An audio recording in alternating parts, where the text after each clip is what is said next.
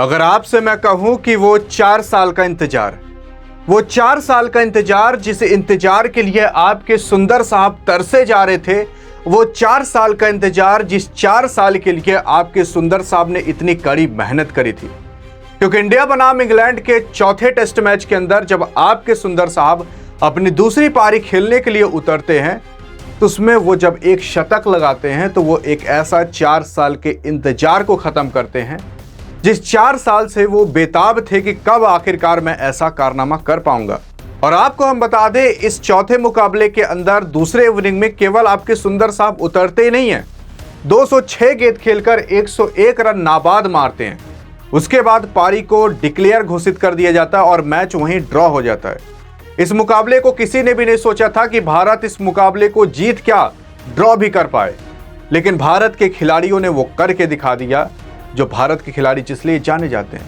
लेकिन सवाल ये उठता है कि आखिरकार आपके सुंदर साहब ने ऐसा कौन सा रिकॉर्ड रचा। तो सवाल ये उठता है कि आखिर आपके सुंदर साहब ने वो 4 साल का अपना खुद का सपना कौन सा पूरा किया। अभी तक आपके सुंदर साहब सन 2021 से टेस्ट मैच खेलते हुए आ रहे हैं। असल में 2021 में इन्होंने अपना डेब्यू करवाया था और डेब्यू कराने के बाद लगभग 2025 आ चुका है और 2025 तक ये लगभग 4 साल खेल चुके हैं। और इन 4 सालों के अंदर इन्होंने अभी तक टोटल 12 टेस्ट मैचेस खेले हैं, 21 इनिंग के साथ लगभग 900 के करीब रन बनाया है और 32 विकेट लिए केवल और केवल टेस्ट मैचेस के अंदर।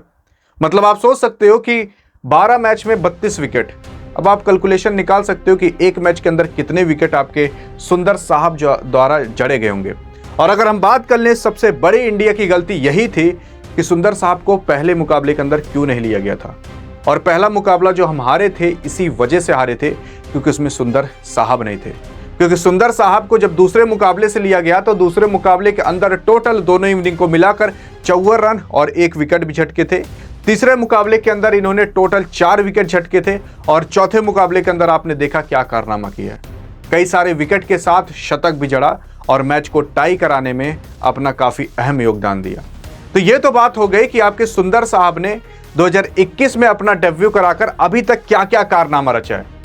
लेकिन वो 4 साल का सूखा यही है कि अभी तक आपके सुंदर साहब ने एक भी टेस्ट मुकाबले के अंदर एक भी सेंचुरी नहीं लगाई थी।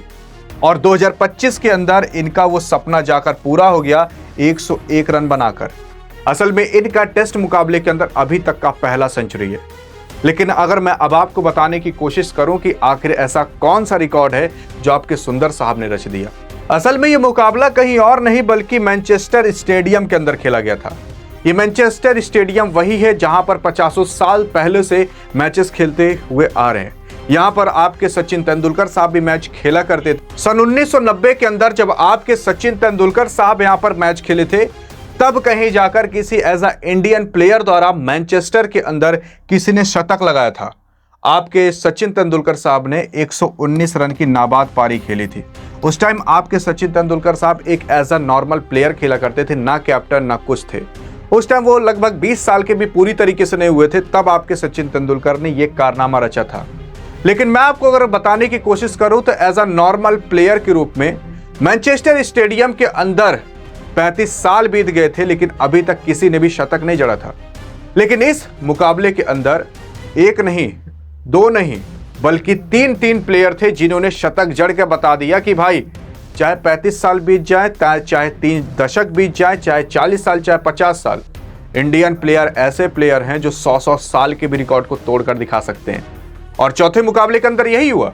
आपके सुंदर साहब ने भी यहां पर शतक जड़कर बता दिया कि भाई जो सचिन तेंदुलकर साहब 35 साल पहले किए थे ना, वो हम 2025 में करके दिखा रहे हैं। क्योंकि 1990 से लेकर 2025 तक आपको मैं बता दूं टोटल 35 साल होते हैं और इस 35 साल के जो सूखा पड़ा हुआ था उसको भी इन्होंने खत्म कर दिया। उसी के साथ साथ इस सूखे को रविंद्र जडेजा और सुमन गिल साहब ने भी खत्म किया था, क्योंकि उन दोनों ने भी इस सेम मैच के अंदर शतक लगाया था। लेकिन अगर आप जानना चाहते हो कि उन दोनों ने शतक लगाकर आखिर कौन कौन से रिकॉर्ड बनाए, तो बगल में क्लिक करके देख सकते हो कि आखिर वो कौन से रिकॉर्ड बनाए। बाकी मिलेंगे इस वीडियो के अंदर, तब तक के लिए जय हिंद और जय भारत।